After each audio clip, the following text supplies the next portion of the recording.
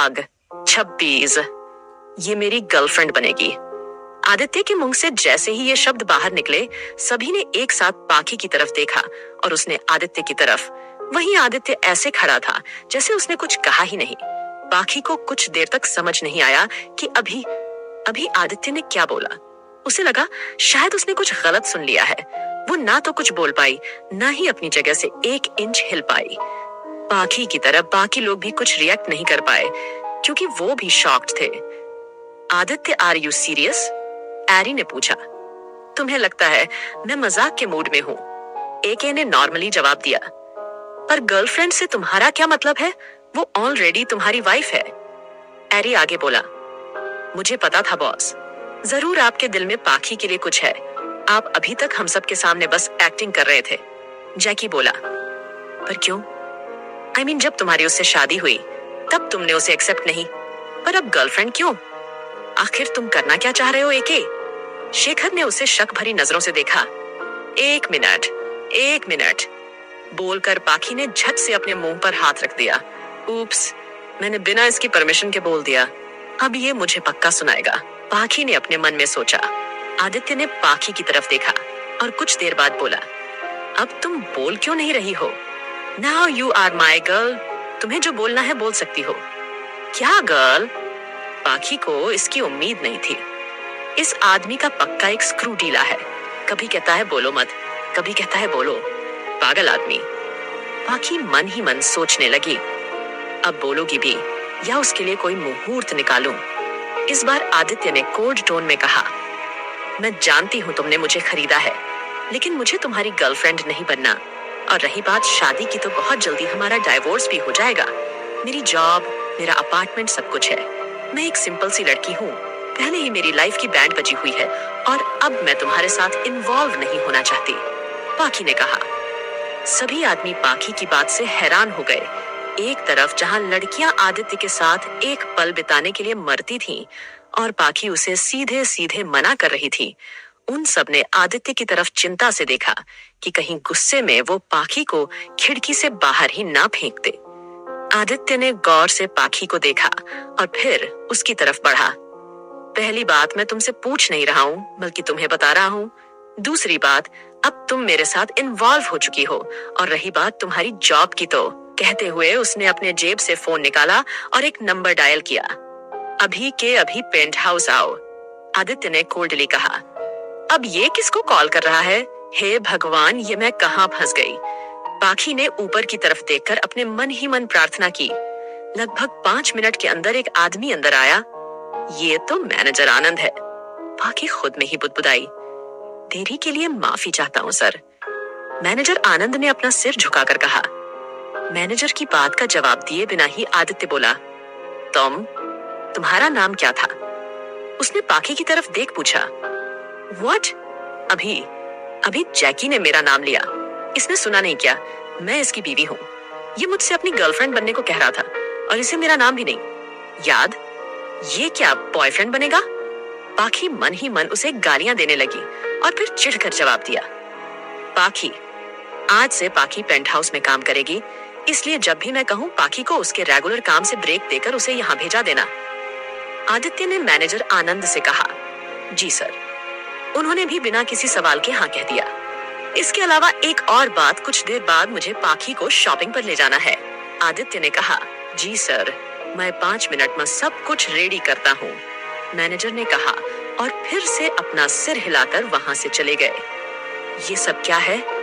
तुम बिना मेरी इजाजत के ऐसा नहीं कर सकते हो। मैं यहाँ काम कैसे कर सकती हूँ? बाकी लोग क्या कहेंगे? पाखी बोली। वो मेरी प्रॉब्लम नहीं है, मैंने तुम्हारी प्रॉब्लम सॉल्व कर दी। अब तुम्हें मेरी गर्लफ्रेंड बनने में कोई दिक्कत नहीं होनी चाहिए। आदित्य फिर से उसकी बात इग्नोर कर बोला। हाँ, पाखी कुछ कहना चाहती थी मगर आदित्य ने उसे मौका ही नहीं दिया। और हाँ, अगले 2 मिनट में मेरे साथ आ रही हो। तुम्हें आज शाम मेरे साथ एक गैदरिंग में चलना है। बोल। आदित्य ने उसकी बात काट दी। क्या गैदरिंग में आज? आज तो मैंने नहाया भी नहीं। आज ही सब कुछ होना था। कहीं मेरी बॉडी से स्मेल तो नहीं आ रही है, सोचकर पाखी चुपके से खुद को ही सूंघने लगी। यू आर सो लकी पाखी। माही के अलावा आज तक बॉस किसी को अपने साथ ऐसे पार्टी या गैदरिंग में नहीं लेकर गए हैं। जैकी बोला, लेकिन ये तुम्हारा बेड लक है कि अब तुम मेरी गर्लफ्रेंड नहीं बन सकती। यू नो बॉस बहुत बोरिंग है, वो मेरी तरह रोमांटिक नहीं है, इसलिए जब भी तुम्हारा रोमांस का मन हो तो मुझे बता देना। I am always available. कहते हुए जैकी ने एक आंख मार दी। पाखी उसकी बेशर्मी देखकर हैरान थी। ये आदमी ना जगह देखता है ना सिचुएशन, पाखी ने सोचा। आदित्य ने उसे कोल्ड एक्सप्रेशन से देखा, फिर पाखी की कमर में हाथ डाले उसे अपने साथ ले गया। पेंट हाउस से बाहर निकलकर आदित्य और पाखी एलिवेटर में चले गए। वो लिफ्ट से 45वें फ्लोर पर पहुंचे, जहां पर एक बड़ा सा बुटीक था। उनके अंदर जाते ही बुटीक की सारी एम्प्लॉयज आदित्य को देख सिर झुकाकर हेलो कहा। यहाँ पर एक बुटीक भी है, ये तो मुझे पता ही नहीं था, लेकिन ये खाली क्यों है? 1 मिनट। जब मैनेजर आनंद ने 5 मिनट कहा तो उनका मतलब था कि 5 मिनट में ये बुटीक खाली हो जाएगा। ओह माय गॉड, ये इंसान हर जगह बस अपना रौब दिखाता है, पाखी ने मन ही मन सोचा। ठीक है, हम पहले ड्रेस से शुरुआत करेंगे, आदित्य ने कहा तो जी सर बोलकर वो एम्प्लॉय उन्हें कपड़ों के सेक्शन में ले गई। एके ने एक एक करके एक साथ 10 ड्रेस उठा ली और उन्हें पाखी को थमाते हुए बोला, इन सबको एक एक करके ट्राई करो। पाखी ने अपने हाथ में पकड़े कपड़ों को देखा, फिर आदित्य को उसके चेहरे से साफ पता चल रहा था कि उसे कोई फर्क नहीं पड़ने वाला है। गहरी सांस लेकर पाखी ट्रायल रूम में चली गई। उसने एक एक करके ड्रेस चेंज की। सबसे पहले उसने ब्लू कलर की ड्रेस पहनी और बाहर आई। नो, ये अच्छी नहीं है, आदित्य मुंह बनाकर बोला।